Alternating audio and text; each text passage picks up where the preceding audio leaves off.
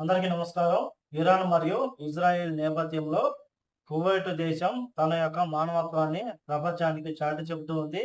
ఇతర దేశాలకు సంబంధించిన పౌరులు ఇరాన్ మరియు ఇరాక్‌లో చిక్కుకుని ఉంటే వారిని క్షేమంగా కువైట్ దేశానికి రప్పించి కువైట్ దేశం నుంచి పంపిస్తూ ఉంది.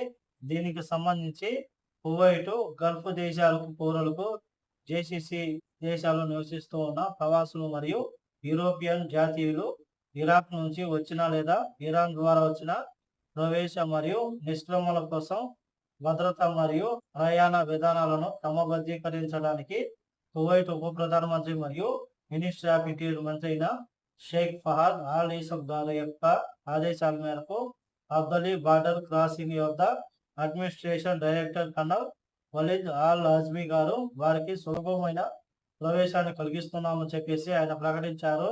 ఈ ఆదేశాలు దౌత్యతలాల సభ్యులు, రాయబారి కార్యాలయాల ప్రతినిధులకు సరిహద్దు క్రాసింగ్ను సులభతరం చేయడం, ప్రయాణ ప్రక్రియలను సమయంలో వారి జాతీయులను స్వీకరించడం మరియు మద్దతు ఇవ్వడంలో సహాయం చేయడానికి వీలు కల్పిస్తాయని చెప్పేసి ప్రస్తుతం మనం చూసుకుంటే కువైట్లోకి ప్రవేశించే ఎంపిక చేసిన ప్రయాణికులకు 7 రోజుల ట్రాన్సిట్ వీసాలు ఆమోదించబడ్డాయని చెప్పేసి, అలాగే ఇవి కొన్ని దేశాలకు వారికి మాత్రమే మేము వీసాలు మంజూరు చేస్తున్నాము.